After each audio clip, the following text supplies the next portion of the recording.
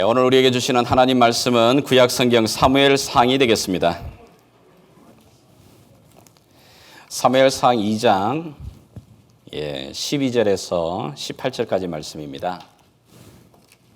제가 가진 성경으로는 구약 410페이지쯤에 있습니다. 사무엘상 2장 12절에서 18절까지 우리 한번 천천히 같이 합독하겠습니다.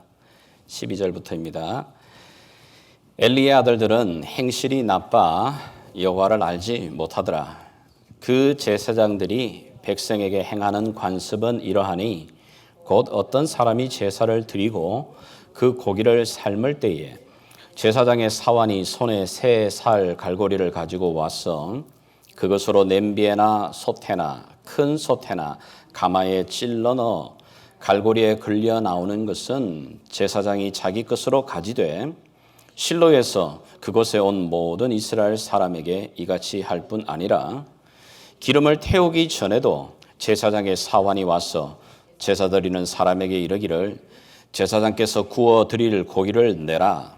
그가 네게 삶은 고기를 원하지 아니하고 날 것을 원하신다 하다가 그 사람이 이르기를 반드시 먼저 기름을 태운 후에 네 마음에 원하는 대로 가지라 하면 그가 말하기를 아니라 지금 내게 내라. 그렇지 아니하면 내가 억지로 빼앗으리라 하였으니 이 사람들의 죄가 여호와 앞에 심히 크면 그들이 여호와의 제사를 멸시함이었더라. 사무엘은 어렸을 때에 세마포 옷 에봇을 입고 여호와 앞에서 섬겼더라. 아멘. 제가 좀 즐겨보는 텔레비전 프로그램이 EBS에서 방영하는 세계 테마 기행입니다. 아마 여기도 좀 보시는 분들 계실 것 같은데요. 각 나라들마다 가보지는 못하지만 이 프로그램을 이렇게 쭉 따라가다 보면 그 지역의 참 독특한 풍습들, 또 지역들 많이 접하게 됩니다. 그리고는 마음 가운데 언젠가 꼭 한번 가봐야겠다 이런 마음이 들어오는 나라들도 있습니다. 그 가운데 하나가 이런 여름이면 꼭 한번 가보고 싶은 곳이 바로 몽골입니다. 몽골을 가게 되면 정말 이 여름 기간 동안에 끝없이 펼쳐지는 그 초원, 그리고 그 초원 한가운데서 밤에 휘황찬란하게 쏟아지는 그 별들, 정말 맛볼 수 있는 곳입니다. 몽골에 유명한 여러 가지가 있지만 그 가운데 쌍봉 낙타가 있습니다. 보통 이렇게 우리 중동 지역에 보게 되게 되면 봉이 하나밖에 없는 건데 이 몽골에는 쌍봉으로 되어 있죠. 근데 이 쌍봉 낙타가 참 귀한 재산입니다.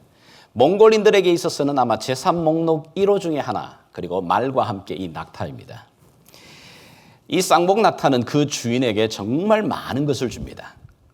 첫 번째는 뭘 주느냐 하면 젖을 줍니다.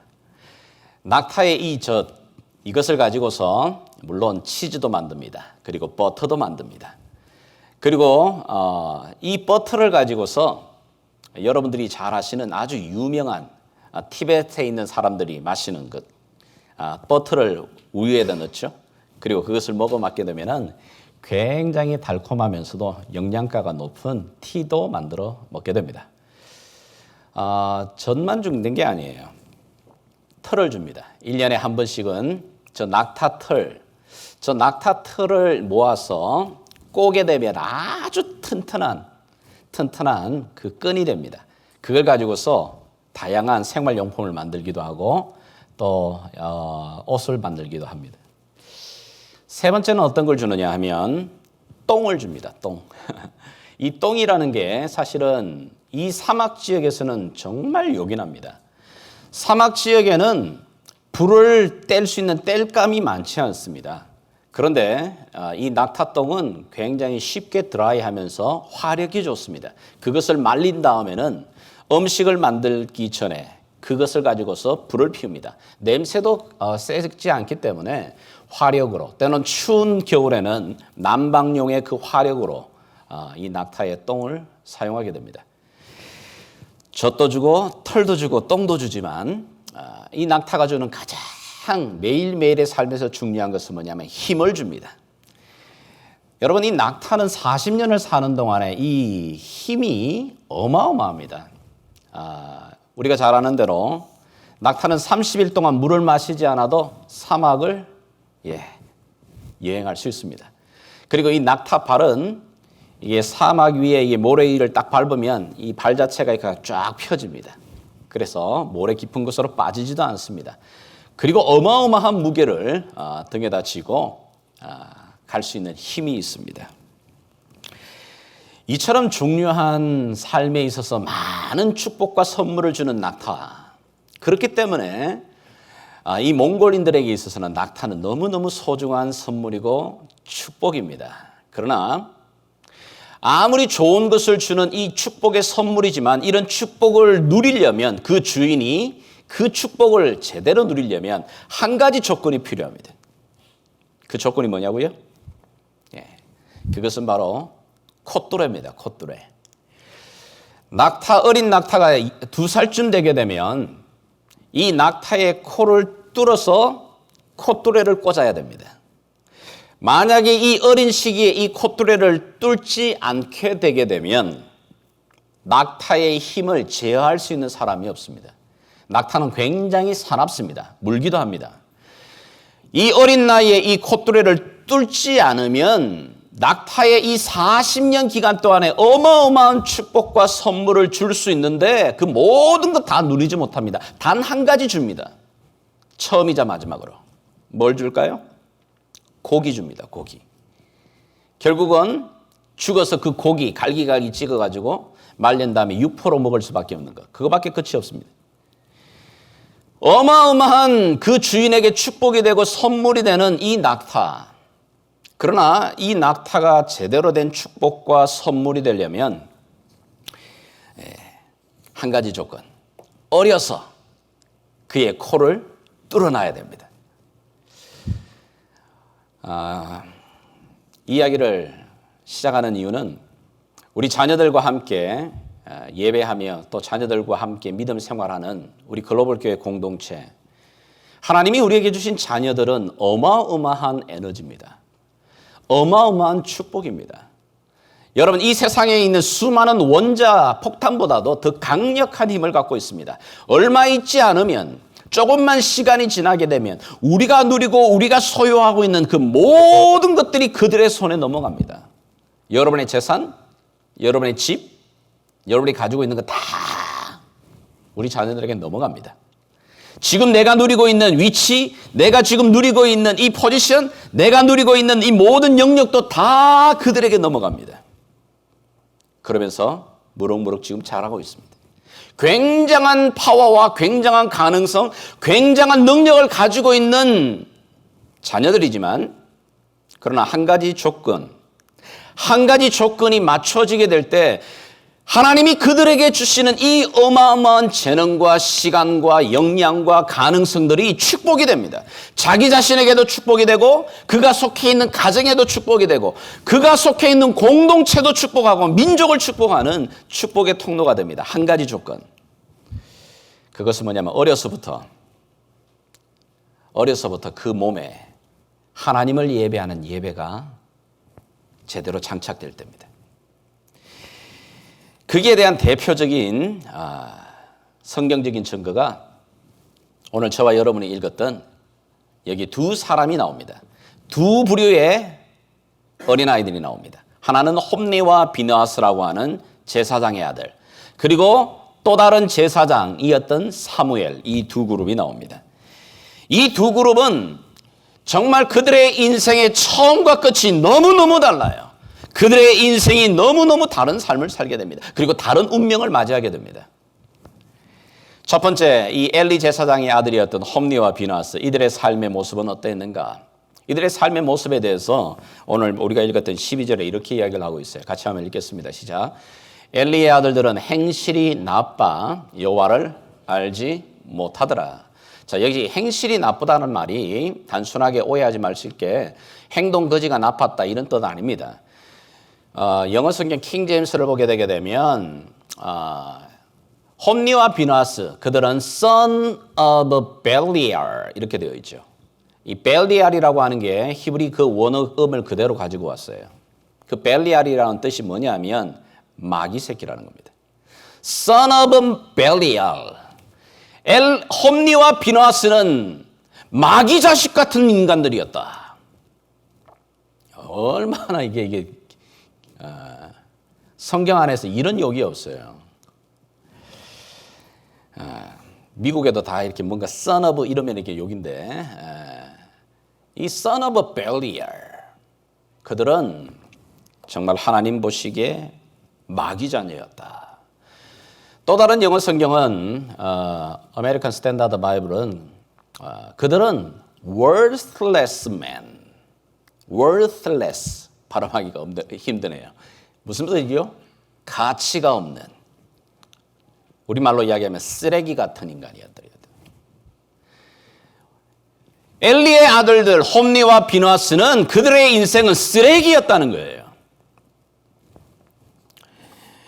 엘리의 두 아들들은 멋진 제사장의 가운을 입고 옷을 입었습니다. 그리고 제사장의 신분으로 모자도 쓰고 에봇을 입고 그리고 사람들의 눈에 띄는 그 자리에서 존경을 받는 그 자리에서 하나님을 예배하며 사람들에게 좋은 영향력을 끼칠 수 있는 그 위치, 그 자리에서 평생 동안 그들의 모습은 하나님 보시기에 쓰레기 같은 인생이었다. 이렇게 말하고 있는 겁니다.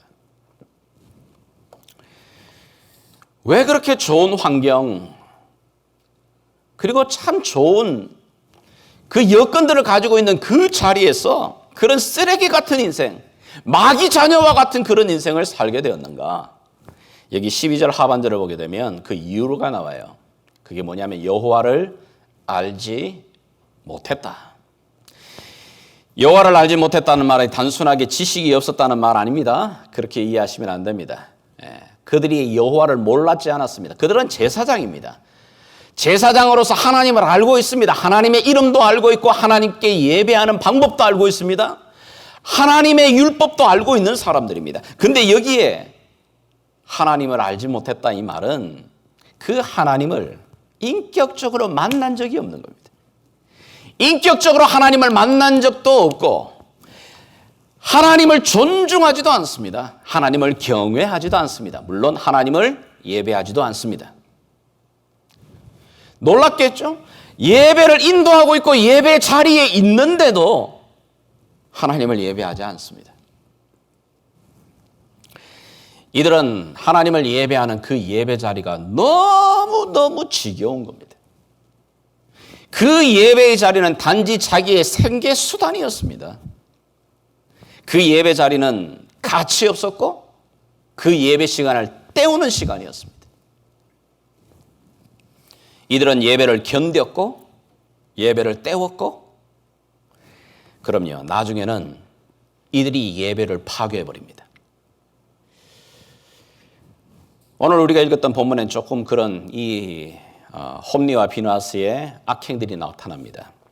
예배를 드리기 위해서 많은 사람들이 하나님 앞에 제물을 들고 오게 되게 되면 이 제사장들은 그 예배 안내를 해야 되는데 먼저 뭐냐면은 예배 드리기 위해서 하나님께 제물을 드리는 그것을 무엇든지 그냥 집어넣고는 걸리는 대로 자기 것을 가져갑니다. 율법을 보게 되게 되면 이 제사장에게 구분되어져 있는 부위가 분명히 정해져 있습니다. 근데 그거 상관하지 않습니다. 나는 뻣뻣한 그런 가슴살 좋아하지 않아. 나는 기름기 있는 것, 사람들이 좋아하는 명품 부위, 제일 좋아하는 부위, 그것 가져갑니다. 처음에는 그러다가 점점 어떻게 하느냐 하면은 사람들이 제물을 드리고 제단 앞에 드리기 전에 생 것, 날 것, 그 제물을 그대로 받아가기를 원합니다. 왜 그럴까요? 그 당시는 이 물불 교환하는 시대거든요. 그 센 것을, 날 것을 가져가게 되면, 시장에 가져가게 되면 내가 원하는 것, 나에게 만족되는 것, 내가 사고 싶었던 그것을 사기 위한 돈이 되는 겁니다. 뿐만 아니라 이들은 예배를 수종 들고 있는 그 성전에서 수고하고 있는 봉사하는 그 여인들을 추행하기도 하고 성폭행하기도 합니다. 이들 스스로가 예배가 지겹고 예배를 존중하지 않던 이들은 예배를 때우고 예배를 견디다가 결국은 예배를 파괴시켜 나갑니다. 자기의 인생도 파괴시킵니다. 그리고 자기의 가정도 자기의 가문도 파괴시켜 버립니다.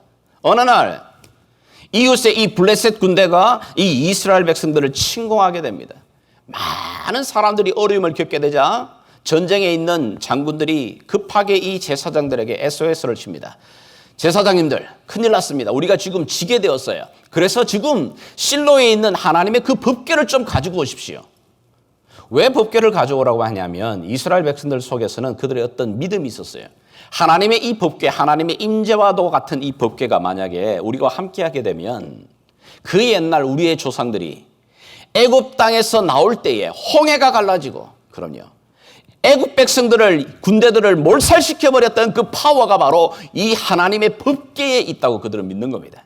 그래서 이 법궤가 그들 가운데 오게 되면 하나님의 초자연적인 능력, 초자연적인 그런 기적이 일어나서 이 위기를 극복해내는 전쟁을 이길 거라고 믿었던 겁니다. 그래서 급하게 이 홈리와 비나스는 하나님의 법궤를 들고 전쟁터로 나가게 됩니다. 결과는 어떻게 됐죠? 그 전쟁에서 집니다. 그리고는 전쟁에서 패하고 하나님의 법궤는 빼앗기게 되고 그날에 3만 명의 이스라엘 백성들의 남자들이 죽임을 당합니다. 그 전쟁의 소식을 아버지 엘리가 듣습니다. 어떻게 됐냐? 당신의 아들들이 죽었습니다. 그리고 하나님의 법궤도 빼앗겨 버렸습니다. 그 소식을 듣자 그 아버지 엘리가 쓰러져서 죽게 됩니다. 그리고 그에게 있었던 가정의 자녀들, 그 한 가정과 가문이 완전 몰락해 버립니다. 그래서 그 집안의 며느리가 그 집안을 향하여서 별명을 하나 붙입니다. 이가봇, 하나님의 영광이 떠나버렸다. 뿐만 아니에요. 그날에 3만 명의 이스라엘 백성들이 죽임을 당합니다. 3만 명의 가정이 그날 밤새도록 우는 겁니다. 각 가정들마다 그 가장을 잃어버린 그 가정들마다 눈물을 흘리며 애통하며 밤새며 애곡하는 그 일을 누가 만든 거예요? 예배를 멸시하고 예배를 가볍게 여기고 예배를 때우던 이 홈리와 비나스, 이 두 사람입니다. 이 두 사람 때문에 그 자신들뿐만 아니라 그 가정과 가문이 끊어져 버립니다. 그리고 그 민족의 많은 사람들 공동체에 피눈물을 만들게 만드는. 그러나 이와는 반대로 이들의 모습에 대한 이 지적을 하나님께서 17절에 이렇게 말씀하시죠. 이 소년들의 죄가 여호와 앞에 심히 큰 이유는 그들이 여호와의 제사를 멸시했다, 밟아버렸다는 겁니다. 그러나 그와 정반대의 모습, 오늘 우리가 사무엘을 보게 됩니다. 여러분, 사무엘은 여러분이 잘 아시는 대로 오랫동안 아이를 낳지 못하던 한나가 기도를 통해서 낳은 아들입니다. 그리고 한나가 하나님 앞에 선한 대로 이제 저절 때쯤, 보통 여러분 아이들 태어나서 저절 한 언제 때죠? 아무리 늦게 저절 때어도 2년 넘어가지 않아요. 2살밖에 되지 아니하는 그 아래에 되는 그 어린 아이를 제사장에게 맡깁니다. 그리고는 성전에서 아주 어려서부터 자라나기 시작을 합니다. 어려서부터 얼마나 엄마의 품이 그리운 나이예요. 그런데 그 외로움과 그 그리움 뿐만 아니라 함께 자라고 있는 자기 주변의 또래의 친구들이 좋은 환경이 아닙니다. 자기와 함께 자라고 있는 이 또래의 친구들이 정말 나쁜 인간들입니다. 하나님 보시기에 마귀 같은 자식들이 움직입니다. 그렇다고 해서 자기를 가르치고 있는 멘토, 스승이 좋은 스승이냐? 그렇지 않습니다. 별로 영적인 것에 둔한 감각이 없는 스승입니다. 그런데 그런 여건과 환경 속에서 얼마든지 무너져 버릴 수 있는 그 어린 나이에 얼마든지 나쁜 길로 빠질 수 있는 수많은 여건들이 있는 그 상황 속에서 놀랍게도 이 사무엘은 하나님을 예배하는 예배자로 자라기 시작합니다. 오늘 우리가 읽었던 2장 18절에 뭐라고 말하죠? 한번 읽겠습니다. 시작. 사무엘은 어렸을 때에 세마포 에봇을 입고 여호와 앞에서 섬겼더라. 자, 여기 중요한 세 단어가 좀 기억하면 좋겠어요. 어렸을 때, 가장 중요한 단어는 어렸을 때. 사무엘, 언제요? A child. 아주 어린 나이 때부터. 어린 나이 때부터 마치 2살밖에 되지 아니하는 어린 낙타의 그 코에 콧뚜레가 뚫리는 것처럼 이 사무엘은 어려서부터 하나님을 예배하는 그 태도가 몸에 배어지기 시작합니다. 그는 마음으로 하나님을 알고 하나님을 만나게 됩니다. 어려서 바로 처음은 몰랐지만 하나님이 자기를 부르시는 음성이 무엇인지 처음은 몰랐어요. 그런데 하나님의 음성을 듣는 법을 배운 이후로 어려서부터 하나님의 음성을 듣고 하나님의 임재 앞에서는 그 훈련이 되어지기 시작합니다. 그리고 에봇을 입었다고 되어 있어요. 에봇은 제사장들 그리고 예배를 수종드는 사람들이 반드시 두르게 되어지는 그 허리에 매는 끈과 천으로 에봇입니다. 이것은 뭐냐면 제대로 된 옷을 갖추는 거죠. 그 옷을 갖추고 형식을 갖추고 예배의 형식을 알고 예배의 올바른 태도를 가지고 하나님 예배했다고 합니다. 무엇보다도 중요한 것은 여호와 앞에서 예배의 본질을 말합니다.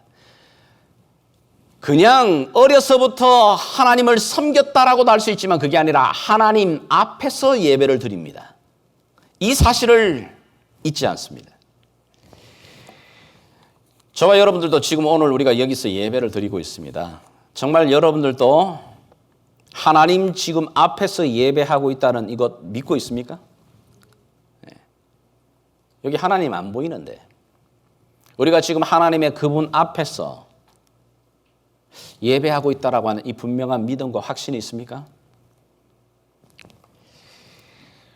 우리 유스들 가운데 그런 이야기를 해요. 물론 이제 아이들이 토요일 날 오니까 좀 편한 복장도 오기도 하는데 때로는 이제 주일 날 보면 아이들이 막 이렇게 슬리퍼 이렇게 신고 막 이렇게 오는 게 좀 제 눈에는 굉장히 좀 거슬렸어요. 그래서 야, 너희들 어떻게 하나님 집에 오면서 그렇게 슬리퍼 그렇게 자꾸 신고 이렇게 오냐? 좀 운동화라도 신고 오면 좋겠다. 이렇게 말했더니 그 좀 똑똑한 녀석 한 녀석이 이렇게 말해요. 하나님이 우리 아버지신데 아버지 만나러 가는데 뭐 이렇게 자꾸 이렇게 정장 입고 이렇게 다 그렇게 해요. 좀 편하게 오죠. 맞는 얘기잖아요. 아버지 만나러 오는데 좀 편안하게 입고 오지. 뭘 이렇게 자꾸 이렇게 양복 입고 오게. 그렇진 않아도 된다. 근데 말이야. 우리가 섬기는 그 아버지 하나님은 만왕의 왕이시여. 하나님이시여.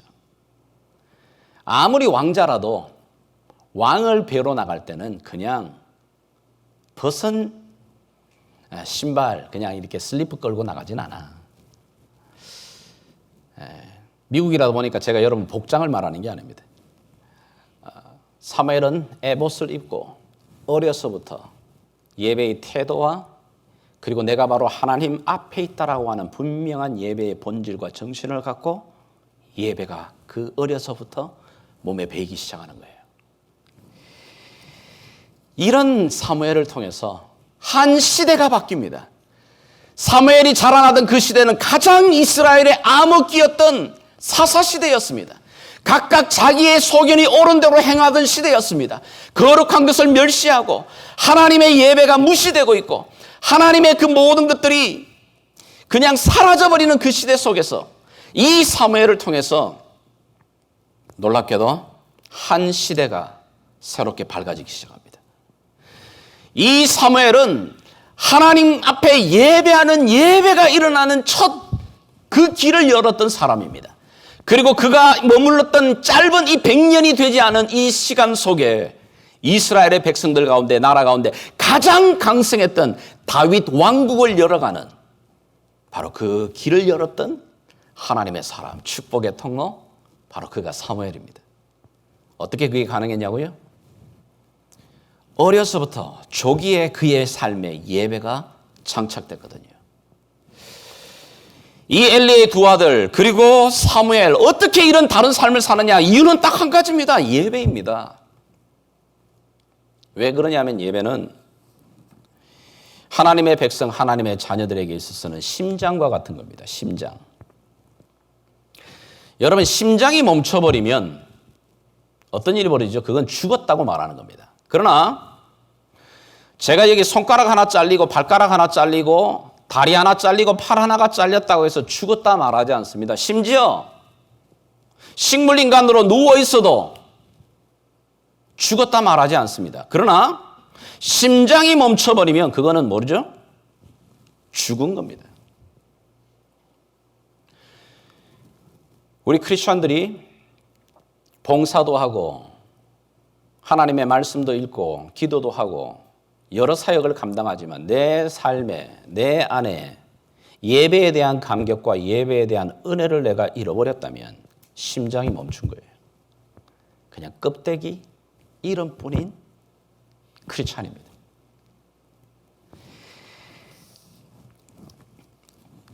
우리와 우리 자녀들에게 이 예배를 할 수만 있다면 빠른 어린 나이에 그들의 몸에, 그들의 삶에, 그들의 마음에 장착을 시켜야 되는 이유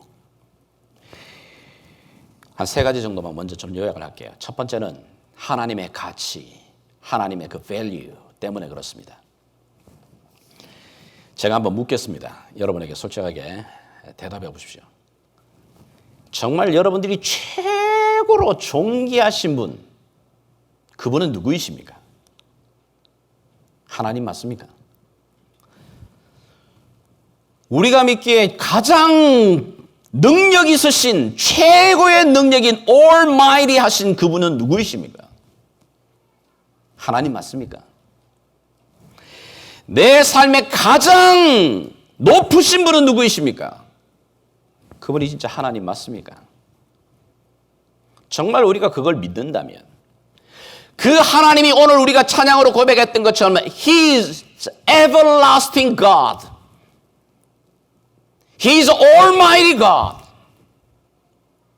그분이 정말 그런 하나님인 것을 우리가 믿는다면 그렇기 때문에 가장 존귀하고 가장 가치 있고 가장 능력 있고 가장 파워풀하시면서 가장 위대하신 그 하나님을 내 안에 사랑하며 높이는 그 일을 성경은 예배라고 말하는 겁니다. 예배는 단순하게 오늘 여러분이 받았던 그 주보 순서대로 따라서 진행하는 것을 예배라 말하지 않습니다. 예배는 내가 믿는 하나님을 가장 내 안에 worth하게, 존귀하게, 가치 있게 그분을 먼저 내 앞에다 두고 그분을 인정하고 그분을 찬양하는 것, 그분을 경배하는 것, 그걸 예배라고 말하는 겁니다.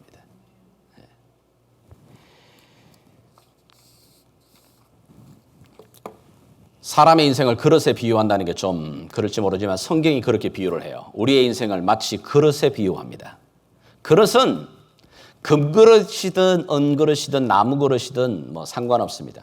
그릇의 가장 중요한 value는 뭘로 나타나는가? 그 그릇에 담겨져 있는 것입니다.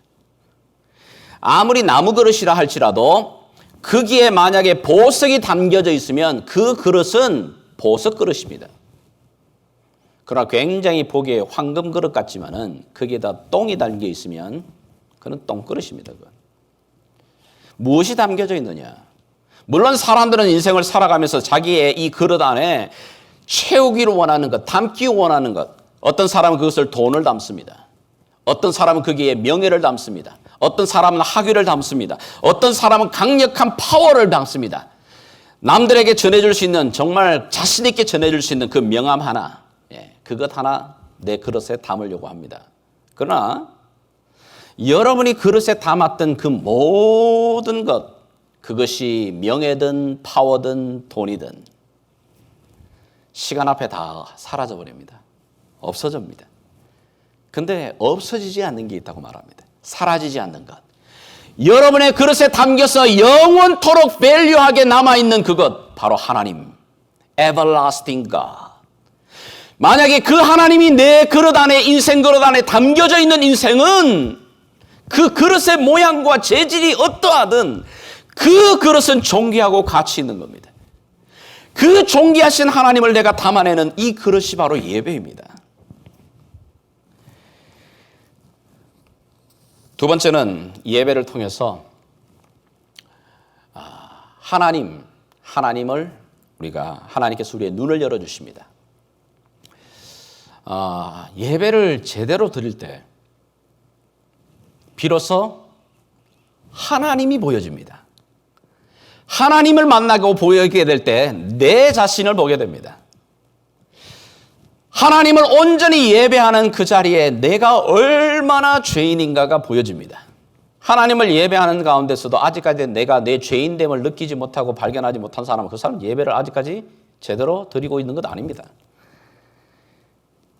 성경에 나타나는 하나님을 만나는 사람들이 첫 번째 고백이 뭐냐? 하나님을 제대로 만나고 하나님을 예배하는 자리에서 첫 번째 만나는 그들의 경험은 화로다 내가 죽을 죄인인데 내가 어떻게 이 거룩하신 하나님을 지금 만나고 있지? 두려움입니다. 왜요? 그 거룩하신 하나님 앞에서 나를 보니까 내가 얼마나 죽을 죄인인지, 얼마나 내 인생이 하찮은 것인지, 내가 그렇게 힘있고 능력 있는 줄 알았는데 내 이 인생의 이 생명이 이 짧은 이 호흡 하나에 달려있는 겁니다. 여러분 코에 손을 대게 되면 바람이 불어지는 이 호흡 하나가 여러분 오랫동안 멈춰버리면 여러분이 손에 쥐었던 파워, 능력, 명예 다 쓰잘데없는 것으로 끝나버립니다. 인생의 생명력과 능력이 어디에 있다고요? 잠깐 지나가는 호흡입니다. 그 호흡이 멈춰버리면 그럼요, 흙입니다. 흙덩이에요. 내 자신이 흙덩이고 잠깐 끝나버리는 이 호흡과 같은 짧은 호흡이구나라고 하는 이걸 언제 느껴요? 언제 발견하게 돼요? 영원하신 하나님, 거룩하신 하나님, 그분을 예배할 때 나를 보게 됩니다. 그러니 그런 인생을 어떻게 의지해요? 하루에도 수십 번 바뀌어버리는 나의 마음을 내가 어떻게 붙들고 의지하겠습니까? 그러니 예배하는 가운데 전능하신 하나님, 그 하나님을 붙드는 눈이 열리는 겁니다. 두 번째는 예배를 통해서 내 인생을 향하신 하나님의 그 사명, 내 인생의 바른 목적이 눈에 열리기 시작합니다. 여러분, 사람들은 이 땅에서 우리에게 가르쳐주는 인생의 목표, 집을 짓는 거라 생각합니다. 서로가 모두가 집을 짓습니다. 어떤 사람은 더 높은 집을 짓기 위해서, 어떤 사람은 더 큰 집을 갖기 위해서, 어떤 사람은 더 화려한 것으로 그 집안을 채우기 위해서 애쓰고 힘씁니다.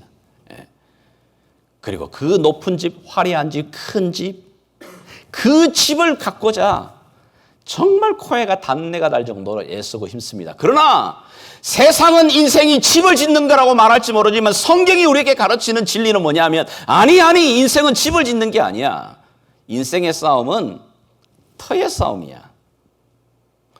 너가 아무리 화려하게 높게 견고하게 럭셔리하게 집을 세웠다 하더라도 너의 그 집이 터가 모래 위라면 미안하지만 바람이 불고 창수가 나고 하나님이 다시 와 심판하는 그 시간 그 모든 것은 다 허물어져 버려.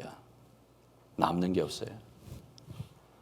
그러나 너의 집을 인생을 세우는 것을 지금 반석 위에 세우고 있다면 그 집이 초라해 보이지만 작아 보이지만 바른 반석 위에 세운 집은 무너지지 않아요. 내 인생을 향한 바른 사명, 미션, 목적이 언제 발견되죠? 예배를 통해 하나님의 음성이 내 귀에 들릴 때 그게 보입니다. 인생은 속도가 아니야. 너 그렇게 빨리 달려가고 애쓰고 힘쓴다고 해서 너 터를 봐. 너가 지금 발을 딛고 있는 터가 어떤 터인지를 보라는 이야기를 하고 있습니다. 그 터를 발견하고 확인하는 그 자리가 바로 예배하는 자리입니다. 세 번째, 예배를 통해서 궁극적으로 나의 삶의 가치가 올라가기 때문입니다.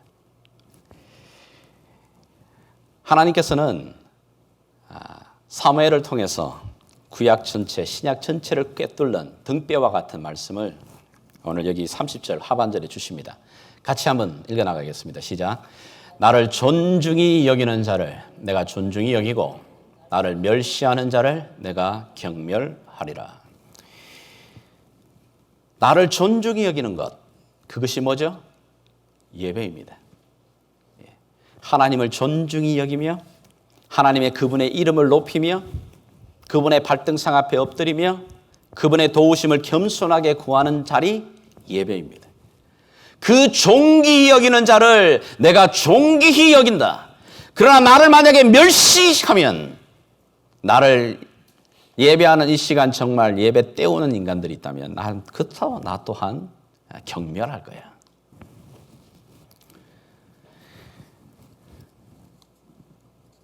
사무엘은 어려서부터 그의 몸에 배어있던 이 예배의 삶을 평생을 이어가게 됩니다.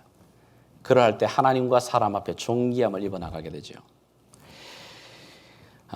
마지막으로 한 가지만 더 여러분에게 좀 나누고 싶습니다.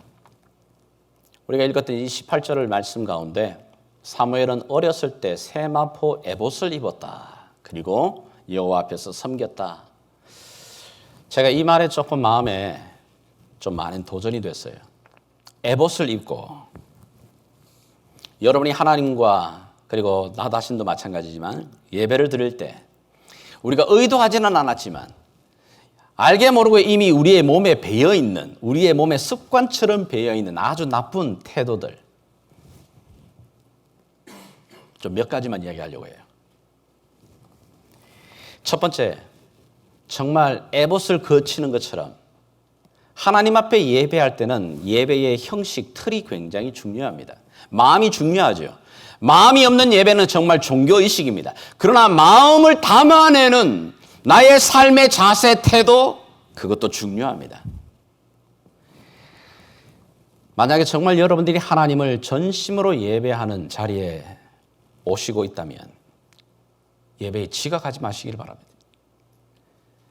가능하다면 5분 전에 이 자리로 들어오시면 좋겠어요. 물론 여러분들이 사람을 만나고 대화 나누는 것도 즐거운 줄 압니다.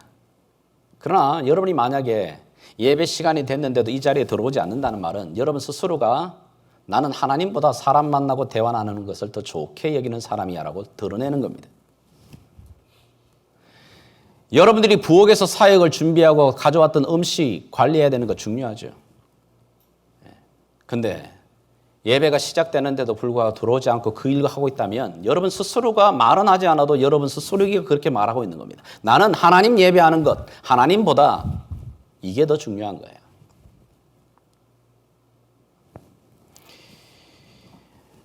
여러분들이 영화관에 영화를 보러 가시더라도 정각에 맞춰 가시는 분들 없잖아요. 영화 15불짜리 그거 하나 보러 가는데도 적어도 20분, 30분 전에 가잖아요. 가가지고 팝콘도 사고 드링크도 사고 앉아가지고 아무 영양가도 없는 그런 애드버타이저 그것도 다 보면서 앉아 있으면서 하나님 예배하러 오는 데 있어서 나도 모르게 의도적으로 의식적으로 이미 내 몸에 배어있는 그런 습관들 고쳐나갔으면 좋겠어요. 그게 우리 자녀들에게 가르쳐야 됩니다. 우리 자녀들에게 예배 5분 전이 되면 얘들아 예배하는 시간이야. 얘들아 들어가자. 그런 분위기가 우리 아이들을 이 예배의 영적 분위기 안에 들어오고 자라게 만듭니다. 두 번째는 하나님을 예배하는데 맨손으로 나오지 마십시오. 아마 여러분들 가운데는 저희 교회 예배 순서 가운데 아직까지도 이 헌금대 돌리는 거 굉장히 구식이다 이렇게 생각하시는 분들 많을 것 같아요. 맞아요.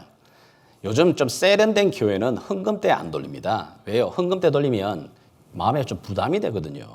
그죠? 그래가지고 뭐냐면 들어오기 전에 다 헌금함에다 돈을 넣고 헌금을 드리고 이렇게 합니다.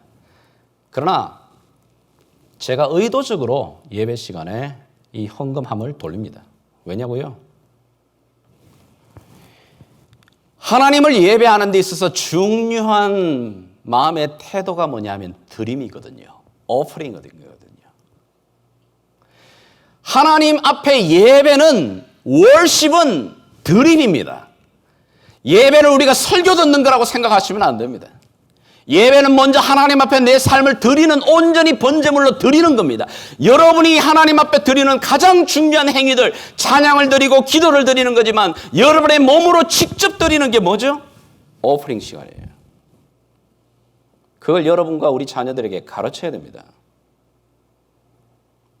직접 준비하게 하고 아이들에게 오프닝하는 시간에 하나님 앞에 오프닝하는 것을 보여주는 겁니다.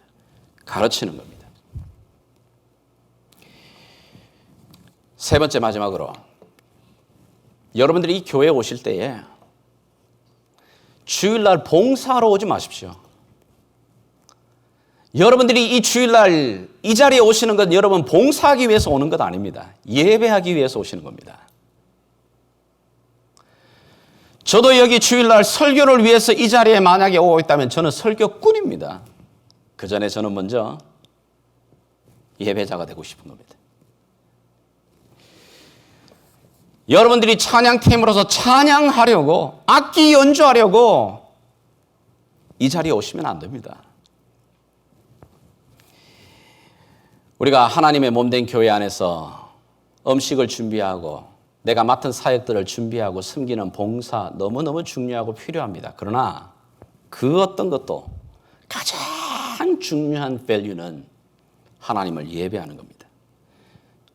그 예배가 먼저입니다. 예배 시간이 끝나지도 않았는데 여러분들이 준비한 음식이 어떻게 될까 싶어가지고 먼저 나가시는 것 제발 부탁입니다. 하지 마셔요. 우리 조금 늦게 먹어도 충분히 기다릴 수 있습니다. 그렇게 하는 행동은 뭐냐면 스스로가 나는 교회에 봉사하러 오는 사람이야. 드러내는 겁니다. 하나님께서는 저와 여러분을 교회에 일꾼이 없어서 이 노무자로 우리를 부르시는 게 아니에요. 하나님을 첫 번째 우리를 예배자로 부르십니다. 그리고 예배 자리에서 예배를 통해 너의 영혼이, 너의 삶이 먼저 충만하게 재창조되는 이 은혜를 누리라고 말합니다. 하나님의 최대의 관심은 교회 안에서 봉사하는 사람 아닙니다. 예배하는 자입니다. 하나님의 최대의 관심은 그 예배가 우리의 가치를 높여줍니다. 내 삶의 인생의 분명한 목적과 세상을 보는 눈을 열어주게 됩니다. 그리고 그 예배로 말미암아 내가 존귀함을 입게 됩니다. 이 아름다운 예배가 몸에 어려서부터 배웠던 그 사무엘 2장 26절 아이 사무엘이 점점 자라매 여호와와 사람들에게 은총을 더욱 받더라. 오늘 이 축복이 새롭게 우리 자녀들과 함께 시작하는 이 8월 이 하반기 예배 사역 이 축복이 되었으면 좋겠습니다. 그리고 이 축복의 통로가 되기를 주 예수의 이름으로 축복하며 기도합니다. 같이 한번 기도하겠습니다.